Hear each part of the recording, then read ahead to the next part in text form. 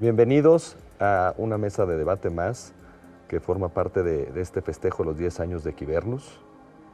Una mesa en especial, una mesa muy interesante. Vamos a abordar temas sensibles como es la igualdad y la desigualdad, la solidaridad, el paternalismo, la responsabilidad y con participantes de primer nivel. La verdad es un honor estar con ellos. Tenemos a Meli Romero, quien tiene una amplia carrera en el sector público, tanto en el Poder Ejecutivo como subsecretaria federal, tanto como en el Senado. Muchísimas gracias, es un honor y un placer estar aquí, compartir ideas que ojalá trasciendan más allá de esta mesa para bien de México. Gracias, Equivernus. Nos acompaña también un gran emprendedor, un hombre de ideas, un hombre de proyectos, Mauricio Leal. Gracias por la invitación, es un honor coincidir con grandes líderes y aprender de ellos y de ellas. Y por último tenemos el honor de tener al primer diputado migrante de la historia de este país, Raúl Torres, quien estará ejerciendo como representante en el Congreso de la Ciudad de México. Encantado de la oportunidad y sobre todo de platicar de estos temas tan interesantes el día de hoy. Será una mesa en la que estaremos platicando sobre la solidaridad, sobre la igualdad de oportunidades y sobre este conflicto también entre paternalismo y autogestión. Entonces, sin duda son temas interesantes y que van a aportar mucho. Si quieren, iniciamos. Primero las damas. Meli, aparte con tu amplia visión y tu experiencia en el sector público, ¿cómo ves tú o cómo has trabajado tú hacia la solidaridad desde tus diferentes cargos anteriores? Pues primero, encantada de estar aquí, ser parte de este festejo, esta celebración de Equivernus, de todo lo que se ha logrado. Y quiero compartirles que desde mi ámbito de responsabilidad siempre he buscado precisamente ser solidaria y empática con las personas. Yo estoy convencida de que quienes tenemos la maravillosa oportunidad de ser representantes populares tenemos que hacer eso, ponernos en los zapatos de a quienes representamos para entonces tomar las decisiones que estarán en nuestras manos. Como legisladora lo busqué hacer, como subsecretaria también y en los diferentes cargos. Y sí quiero comentar que yo he enfocado mucho de mi trabajo hacia el sector rural, hacia las familias campesinas, especialmente a las mujeres del sector rural, y ahí es precisamente donde yo trato de ser muy solidaria, vaya, y detonar acciones, programas, políticas públicas para empoderar a las mujeres rurales, reconociendo la desigualdad tremenda que viven, la desventaja en acceso a condiciones de salud, de educación, de empleo, de ingresos, reconociendo esas desventajas, es que entonces tenemos que impulsar acciones para que vayan empoderándolas, sin darles la responsabilidad plena de inmediato, pero sí llevándolas, acompañándolas para que sea cada vez más factible que ellas puedan salir adelante con sus propios méritos. Raúl, ¿qué opinas justamente sobre lo que dice Meli en el sentido de dar herramientas a la gente para pelear contra la desigualdad, pero sin caer en un tema tal vez de paternalista y en esta trampa de la pobreza? ¿Cómo lo ves tú desde...? Por supuesto que yo siempre creo en enseñarle a la gente a pescar y no regalarles el pescado. Esto es lo que hoy, como una nueva generación de mexicanos más jóvenes, tenemos que buscar. Sobre todo te lo quiero comentar en cuestión de los mexicanos que están hoy en el exterior. La fuga de cerebros es amplísima, porque México desgraciadamente no te da esa oportunidad muchas veces. Pero ojo, ya le explicamos y ya se educaron en otros países de primer mundo a cómo pescar. Ya eso que México tendría que haber dado, lo da otro país. Ahora apliquemos el cómo regresar a estos mexicanos que puedan participar en el país. Hace rato hablábamos de solidaridad, de empatía. Sobre todo es eso, saber que habemos muchos mexicanos hoy de una nueva generación que tenemos una agenda social con mucho más enfoque en activismo social, en activismo público, que tenemos una nueva versión de país y sobre todo ahí creo que es el gran capital humano y la gran oportunidad que nosotros hoy podemos encabezar y que a título personal, como el primer diputado migrante de la Ciudad de México, votado por los mexicanos y mexicanas fuera del país, es lo que estaré buscando, cómo impulsar a que más figuras existan así, desde todos los índoles, cultural, social, académico, ambiental, desde todos lados tenemos que hablar de este gran capital humano. Mau, tu visión desde el sector privado, que puede ser diferente o con diferente participación en la solidaridad de este país? Pues mira, es un tema que va tomando más fuerza desde la agenda de las empresas, ¿verdad? Los esfuerzos de responsabilidad social empiezan a tomar una relevancia, un impacto en la comunidad. Programas que tal vez antes eran con un enfoque muy particular, hoy se trabajan precisamente para detectar cuáles son las necesidades en las comunidades cercanas de las empresas y de ahí trabajar en lo que es pues necesario desde la solidaridad, viendo que hay un impacto, ¿verdad? El tener yo una planta en una localidad pues me hace corresponsable de su desarrollo. No solo puedo pensar que con generar empleo, que es muy importante, ahí termina mi rol como agente de cambio.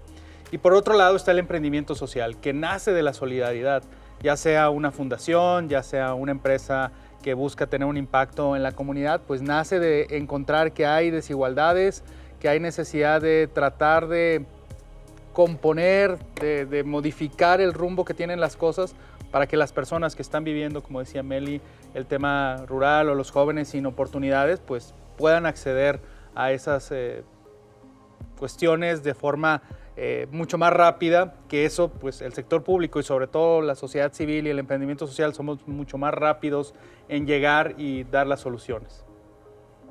Meli, tú hablabas de la necesidad de ser empáticos, ¿no? Solidaridad, sinónimo de empatía hacia aquel que es desigual. Pero si están de acuerdo, por naturaleza somos desiguales.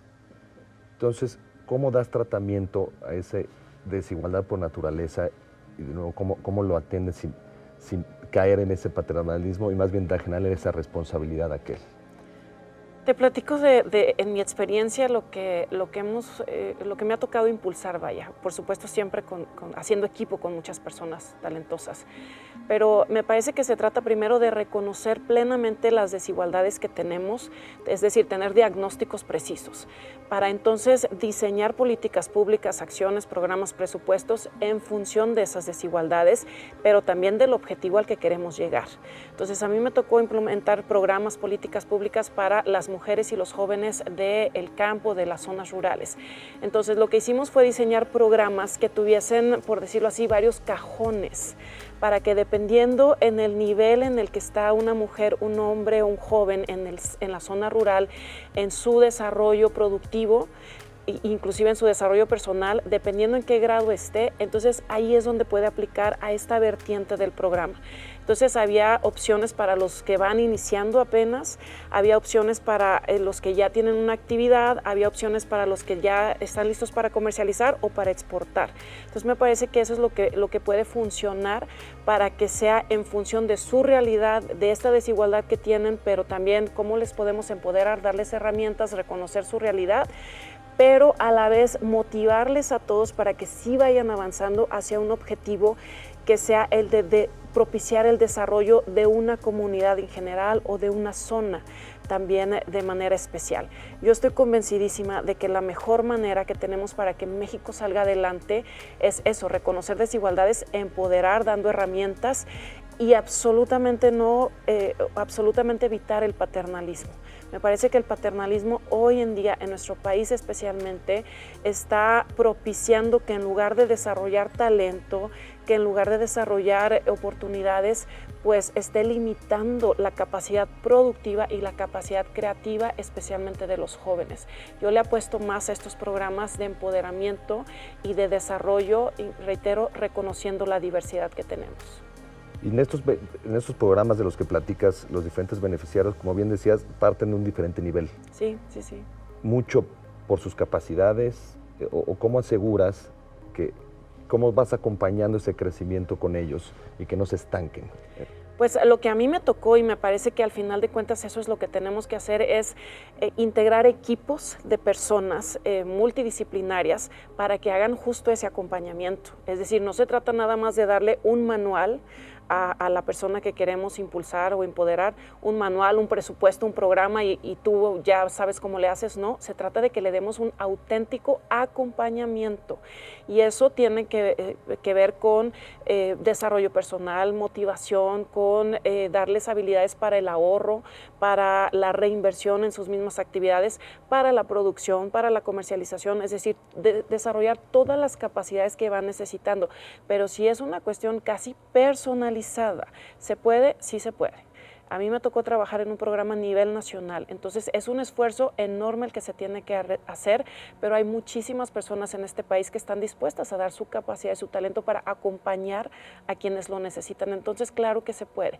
Y también tiene que hacerse evaluación constantemente para ver cómo vamos, cómo redirigimos los esfuerzos y cómo optimizamos el ejercicio de los presupuestos que son públicos y por lo tanto hay que rendir cuentas a todos los mexicanos. Es un tema interesante, sobre todo para ti, Raúl, porque Meli nos está contando desde la rama ejecutiva del gobierno. Tú te va a tocar ahora estar desde la parte legislativa. ¿Cómo piensas atajar esta desigualdad en una ciudad que no necesariamente hay tanta zona rural, pero que sí hay una desigualdad en las diferentes zonas y una necesidad de atajar el problema?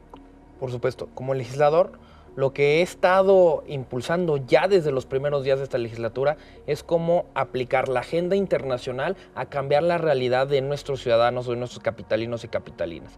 Que se vea que la agenda internacional puede servir para ayudar en temas educativos, culturales, sociales. Que los mexicanos y mexicanas que hoy están fuera puedan ser vistos no como aquel que se fue, no el pobrecito migrante del que incluso yo he dicho que hay que quitarnos de la cabeza. Hay que vernos como esa gran herramienta, ese facilitador para que las comunidades, en este caso de la Ciudad de México, que son más urbanas que rurales, se vean beneficiadas por este tipo de proyectos, de agendas y sobre todo que la desigualdad que hoy existe en la Ciudad de México y en todas las alcaldías de las 16, podemos ver alcaldías donde cruzas prácticamente una avenida y el nivel socioeconómico sube o baja dependiendo donde estemos hablando. Entonces también hay que hablar mucho de que las oportunidades lleguen a todos y a todas. Por lo tanto, creo que la agenda internacional y los capitalinos que hoy estamos fuera del país podemos aportar mucho a que esta desigualdad pues trate de disminuirse y podamos vernos como una agenda en común donde podamos crecer ambos. Ahora, a ti te toca un reto importante, ¿no? Justamente lo mencionaba Meli al principio. Enfrentas un contexto de país en el cual el gobierno actual opera un modelo más paternalista. Tú tienes amplia experiencia internacional y seguramente nos podrás contar de diferentes modelos y cómo han atajado la desigualdad. ¿Cómo vas a enfrentar ese reto de ir contra el contexto, contra la tendencia actual? Más que ir en contra, yo lo que pienso es dar una propuesta de alternativa, no chocar, porque cambiar la idea de generaciones pasadas que hoy están en el gobierno, pues a final de cuentas ellos tienen su porqué y su razón. Yo lo que voy a proponer es justamente una alternativa de cómo desde lo legislativo podamos dar un marco legal para que los capitalinos y capitalinas que hoy están fuera del país puedan aportar a la ciudad. Y entonces la sociedad en general va a ver que este gran capital humano de mexicanos que están fuera pueden cambiar realidades directamente en sus alcaldías. Cuando veamos esto, vamos a dejar de ver al papá gobierno, ¿no? Que independientemente de los colores, siempre se ve al papá gobierno el que te soluciona. Pero hoy tenemos que ver hacia un siguiente nivel. El mundo hoy nos marca que tenemos que conectarnos entre sociedad civil. Y eso somos realmente a quienes nos debemos los legisladores. Nosotros somos servidores públicos y ustedes son nuestros jefes y nuestras jefas. ¿A qué voy? La sociedad civil debe de impulsar el trabajo que nosotros vamos a hacer. ¿Y cómo va a cambiar la sociedad en sus alcaldías, en su día a día? Ahí es creo que el meollo del asunto, en dejar de ver al papá gobierno y que el gobierno sea lo menos necesario posible y que deje que la sociedad civil y el libre mercado sea quien marque las reglas de esto. Eso es interesante, creo que conecta con lo que decías, Mau. Tú dijiste que el sector privado y social es más eficiente y rápido en reaccionar frente a las problemáticas sociales. ¿Por qué? Creo que hay varios factores. La capacidad de articularse, ¿verdad? La sociedad civil, y podemos dar ejemplos, ¿no? Como cuando han sucedido los terremotos o estas catástrofes, la sociedad civil rápido se pone de acuerdo y pone manos a la obra y dice, ¿qué hace falta? ¿Qué necesitamos hacer para resolver esto? ¿Dónde tengo que ir? ¿Dónde tengo que sacar escombros, etcétera? Entonces, eso por un lado, y el otro es que nos enfocamos a trabajar con la persona.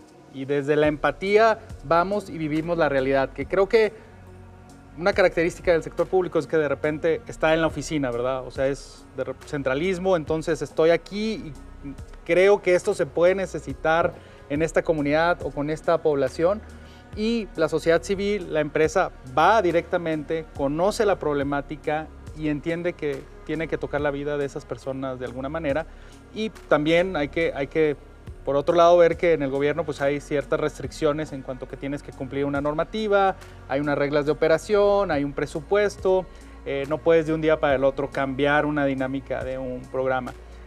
Adicionalmente, en todo lo que hemos estado reflexionando hasta el momento, creo que el acercarnos, el conocer, les cuento una anécdota, cuando estaba en el gobierno de Nuevo León, hicimos un programa para el sur del estado, que es la zona con mayor vulnerabilidad, y entonces vimos que había una gran población de niños, de niñas, y que pues el punto era cómo hacíamos para que aspiraran a tener una educación universitaria.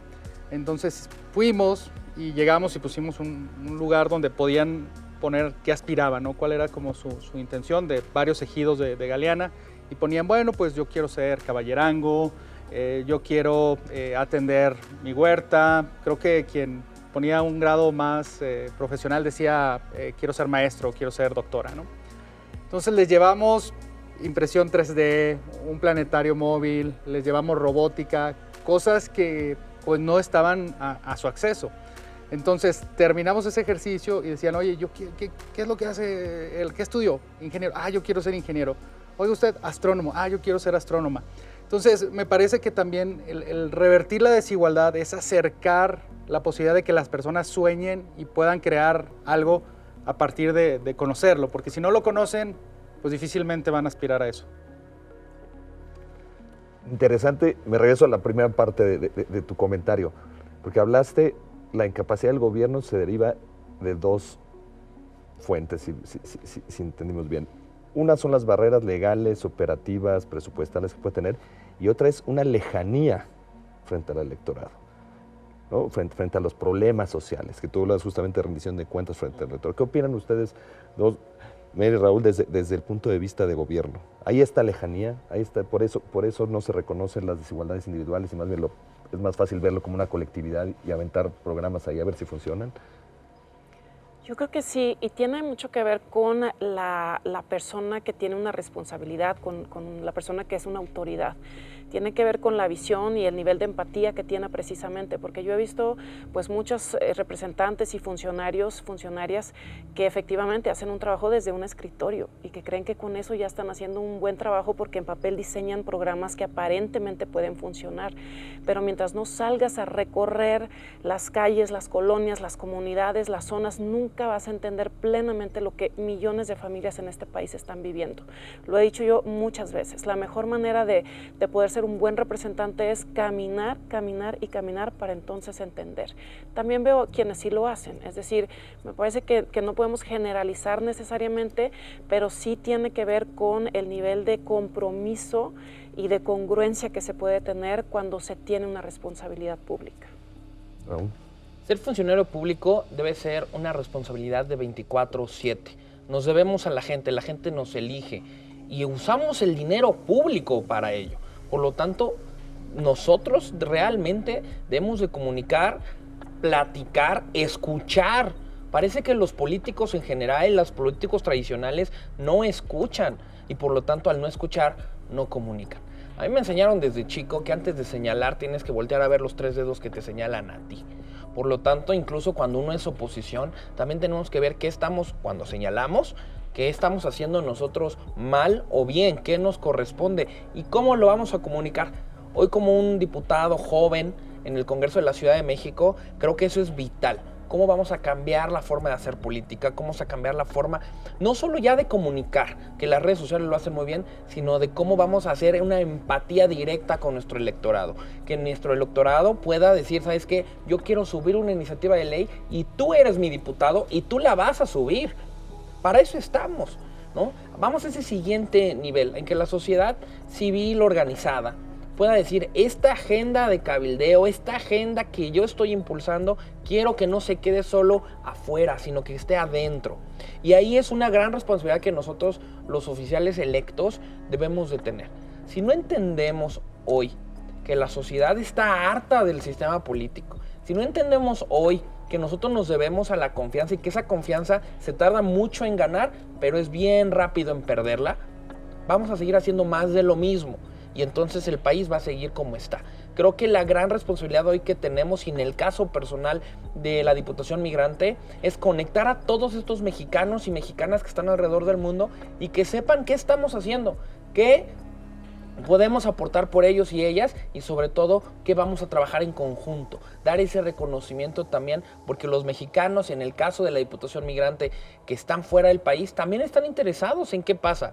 Una cosa es que físicamente estemos fuera y otra cosa es que no nos interese lo que pasa. Al contrario, hay una nueva generación de mexicanos y mexicanas mucho más activos y activas que nos permiten hoy rendir cuentas de mejor manera.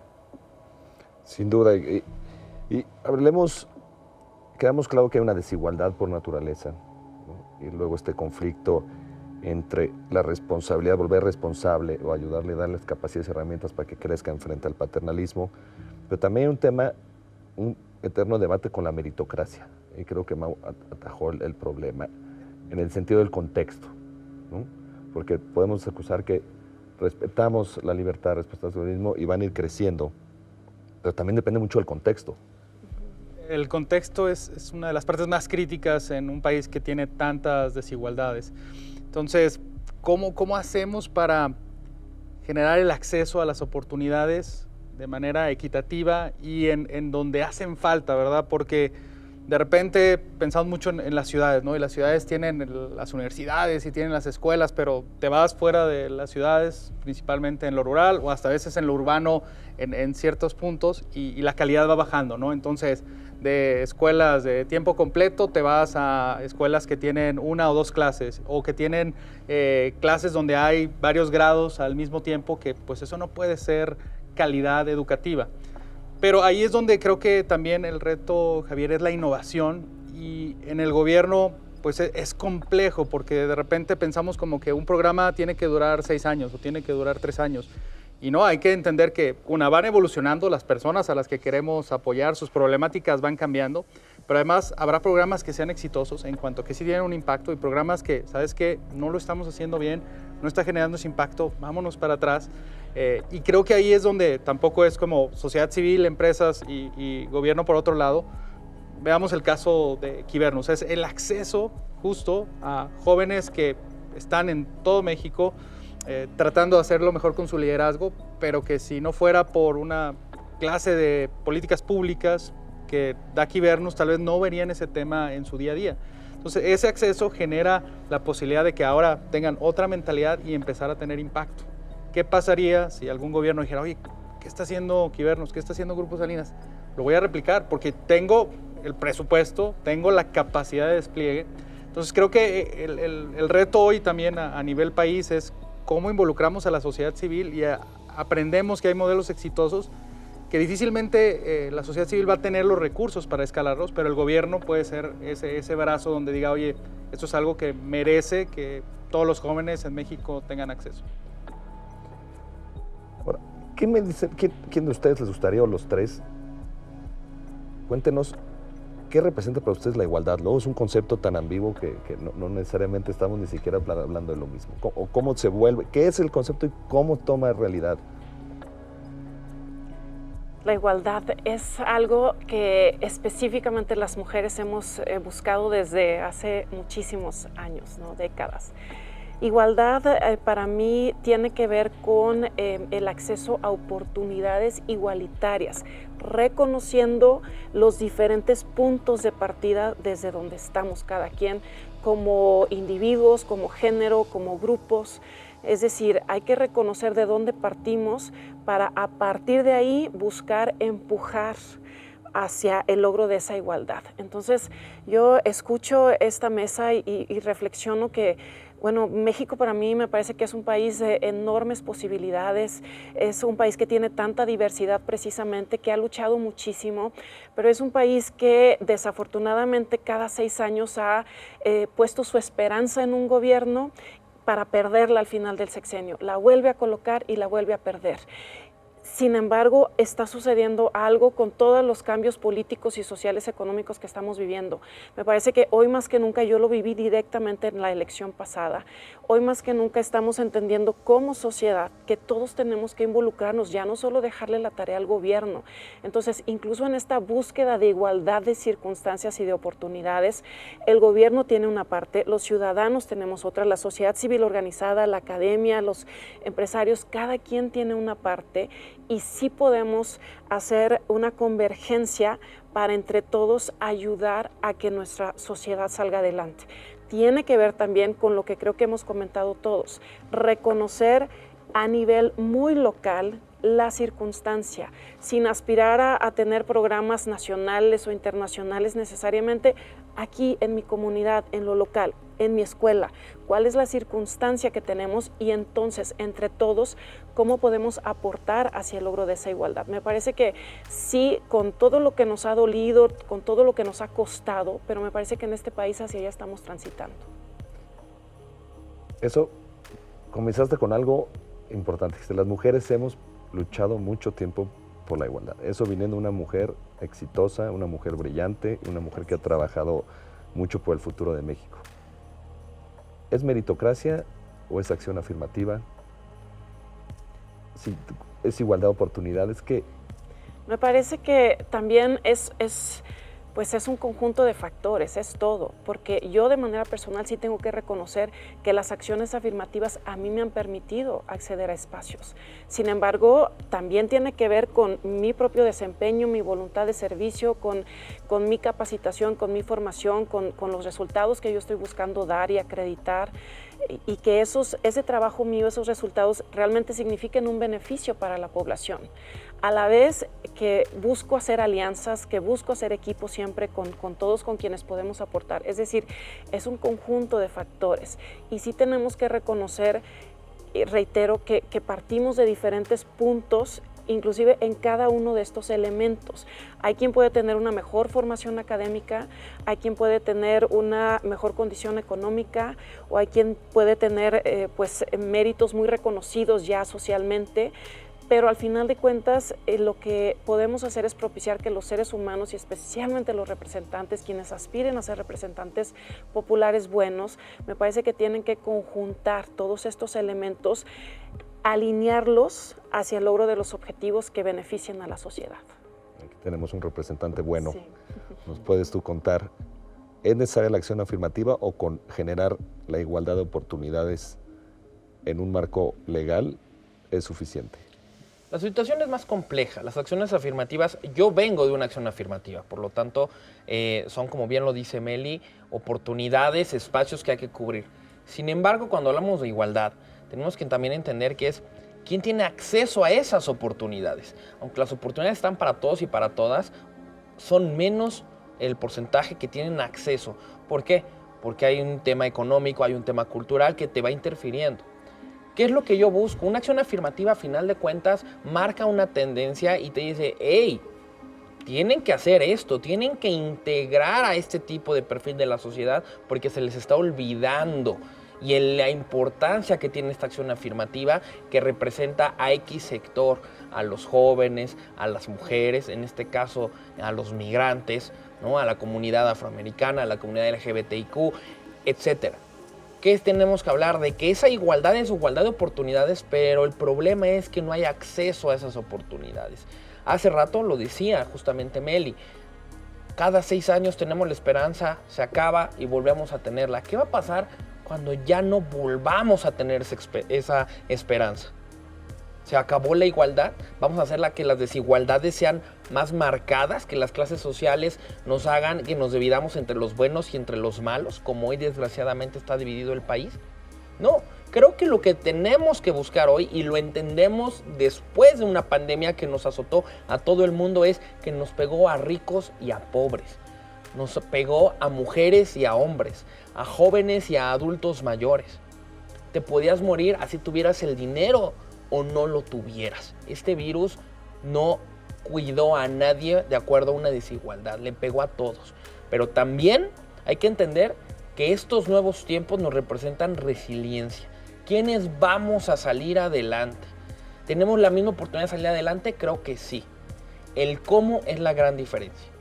El cómo vamos a salir nosotros en un tema post-pandemia en México, en el que las desigualdades no se marquen más de lo que ya venían antes de la pandemia, y sobre todo que veamos las nuevas herramientas también para que lleguemos a esas acciones afirmativas que se convierten en realidades, ¿no? El uso de la tecnología es importantísimo. De ahí es que muchas veces, te voy a dar un dato, antes para que un mexicano estudiara en el extranjero o tendría que ser muy rico o becado por el gobierno. Para ser un migrante o eras muy rico o eras muy pobre. La clase media no existía en esto.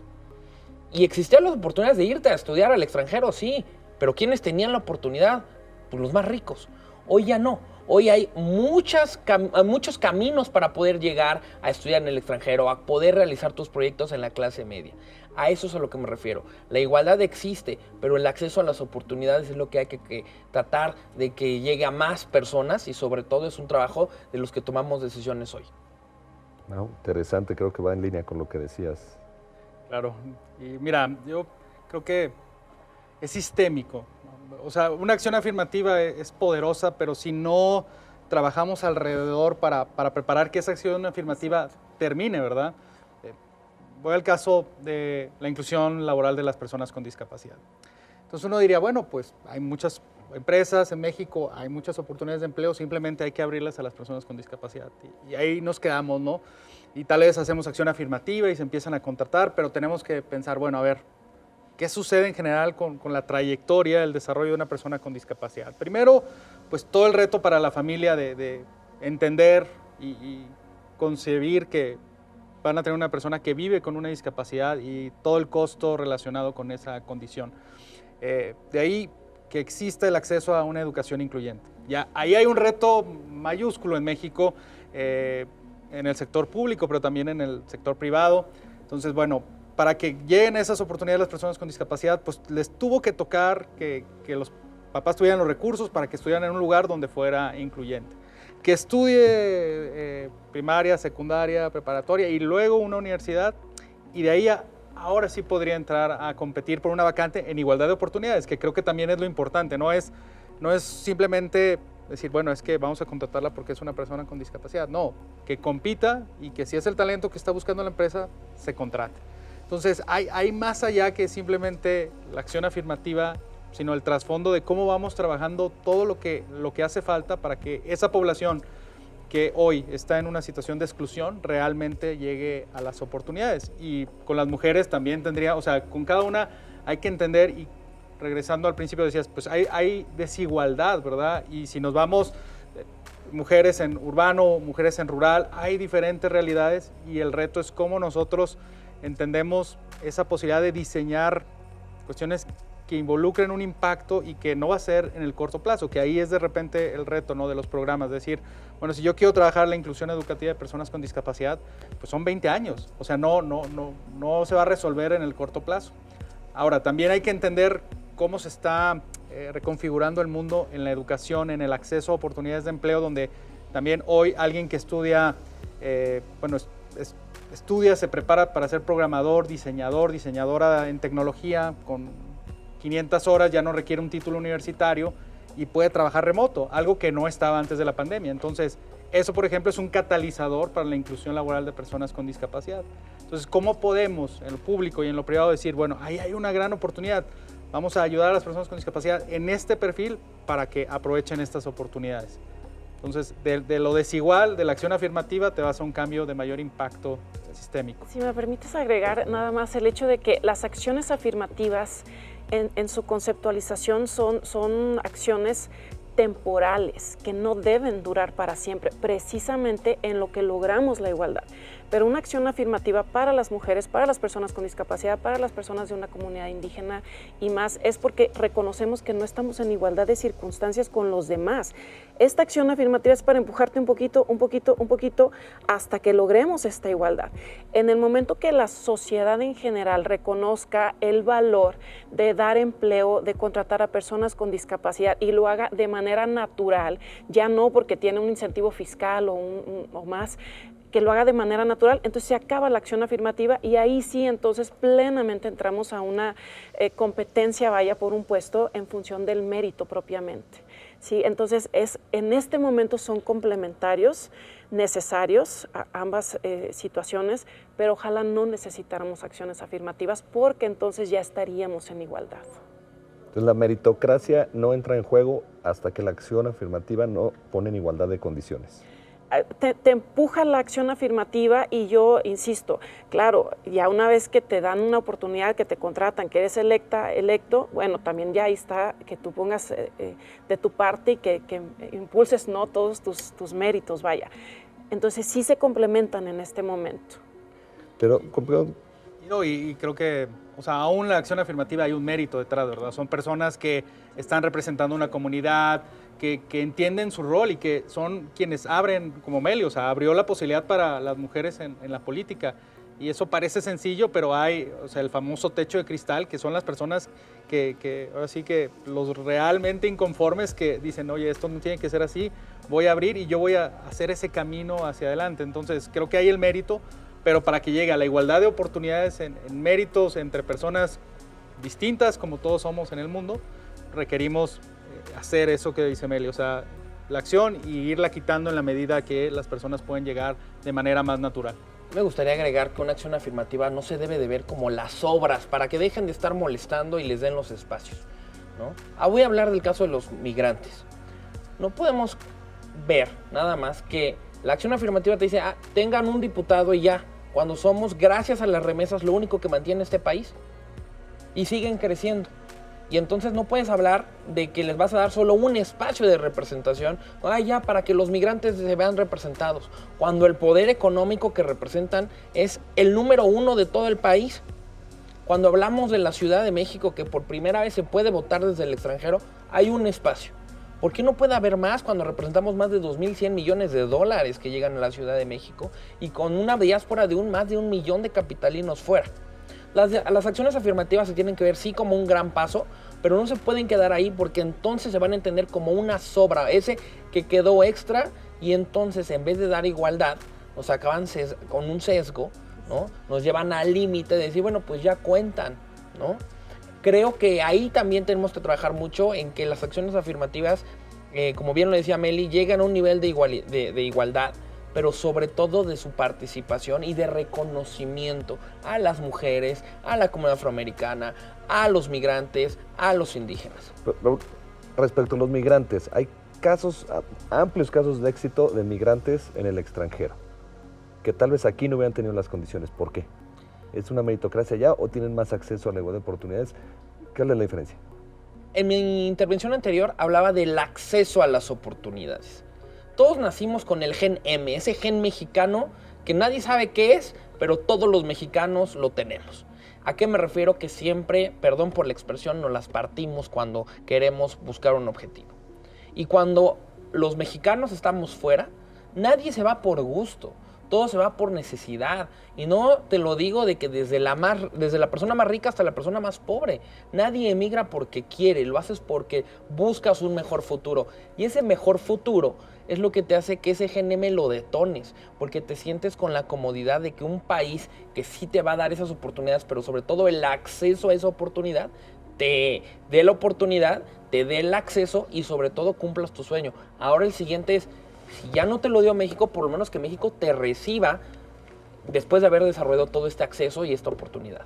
Oigan, hablamos del Estado paternalista, pero no hablamos también de la sociedad civil paternalista, ¿no? Muchos programas son más asistencialistas y no generan capacidades y un entorno apropiado, como es uno de los objetivos de nuestro anfitrión, el Centro Ricardo Salinas Pliego, que es generar prosperidad incluyente. ¿Qué opinan de ahí? Mira, creo que también los cambios llevan de repente a tachar el asistencialismo, pero es una parte también del desarrollo social de un país. Hay poblaciones que requieren ese asistencialismo porque de otra manera no hay una condición, no hay una red de apoyo para que esté ahí desarrollando, dándoles acceso a comida, a los bienes básicos necesarios. Entonces, creo que hay que pensar que la inversión, porque así hay que verlo, la inversión que hacemos debe generar un impacto, como mencionaba Meli, tiene que medirse y realmente desde también lo privado, o sea, las fundaciones, y creo que está haciendo un esfuerzo también los donantes para hacer más profesionales los proyectos. Entonces se piden indicadores, se pide medición de impacto, pero hay que pensar que, por ejemplo, hay lugares de reposo para personas con discapacidad, para adultos mayores, que tienen que ser asistencialistas. Si el gobierno o el sector privado no los apoyan, pues son personas que no tienen el dinero para pagar. Nos referimos un poco a lo que decías tú, ¿no? El pescador y darle el pescado, ¿no? Generar las condiciones apropiadas de un entorno para generar prosperidad incluyente. Yo apoyo mucho, y justamente en el eslogan del Centro Ricardo Salinas Pliego es libertad, ¿no? ¿Qué se entiende por la libertad? Porque cada quien pueda desarrollar sus habilidades libremente, como bien lo dice. Innovación, que hagas cosas nuevas a lo anterior, porque si no la sociedad civil siempre busca hacer lo más de lo mismo. Y entonces no estás innovando, por lo tanto no estás encontrando soluciones nuevas a las problemáticas de siempre, ¿no? Y prosperidad, eso es importantísimo porque buscas el éxito al final, ¿no? Que esta innovación, que esta libertad que tú tengas de pensar en cómo atacar ciertas desigualdades, ciertas problemáticas del mismo país, te generan al final una prosperidad que es igual a éxito. Entonces creo que la sociedad civil se tiene que modernizar. Bien lo hace nuestro anfitrión, el Centro Ricardo Salinas Pliego, lo hace Quibernos, en generar ese liderazgo con responsabilidad, en ese liderazgo con visión de futuro, sobre todo de cambiarnos el chip. No podemos seguir haciendo más de lo mismo para tratar de solucionar lo que ya conocemos. Mejor hay que innovar.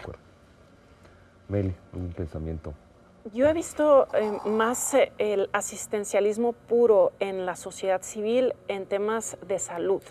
Ahí es donde yo coincido. Sí hay personas con tal necesidad que pues, de principio no puedes pedirles realmente nada a cambio, es solamente apoyarles para que comiencen a salir adelante. Y aún así comienzo a ver también algunas organizaciones, fundaciones que sí apoyan para temas de cáncer, para aparatos funcionales y más, pero comienzan, por ejemplo, a dar pláticas de alimentación sana, alimentación nutritiva, es decir, sí comienzan ya a pedir un papel también más proactivo por parte del beneficiario. Amén de todos los temas de emprendimiento, de labor social, en cuidado del medio ambiente y más, que sí veo que tienen que ver más con el empoderamiento y el desarrollo de capacidades y de habilidades para que puedan los ciudadanos por sí mismos comenzar a tomar sus decisiones, tener esta libertad para prosperar. Es decir, yo sí lo veo y lo reconozco mucho en la sociedad, que sí están pensando ya más allá del asistencialismo puro, porque estoy convencida de que saben que también es un ganar-ganar para ellos. En la medida en la que una sociedad prospere, pues los empresarios y los negocios prosperan. Entonces es un círculo virtuoso en el cual pues todos podemos participar. De acuerdo. Desafortunadamente pues, estamos llegando al final, pero sin duda les agradecemos que hayan estado aquí con nosotros. Ha sido un honor poder platicar con ustedes en un tema tan interesante y ver cómo se fue construyendo un poco el ciclo de la desigualdad, ¿no? En la cual reconocemos que todos somos desiguales, reconocemos que es necesario generar una igualdad de oportunidades legal y luego realizar acciones afirmativas para ponernos punto clave y dejar que la meritocracia fluya. Todo ello sin caer en un paternalismo tanto no del sector público, ni tampoco el sector privado, ni tampoco el sector civil, sino en esta parte de dar capacidades a la gente, a las comunidades, generar las condiciones para que se genere esa prosperidad incluyente y se genere esa innovación, siempre respetando la libertad. Entonces les agradecemos mucho ser parte de este festejo de Quibernos, de los cuales los cuatro tenemos el privilegio y el honor de ser parte. Y es un orgullo. Es un orgullo ser quibernauta. Muchas gracias por la invitación. Muchas gracias. A ustedes. Gracias.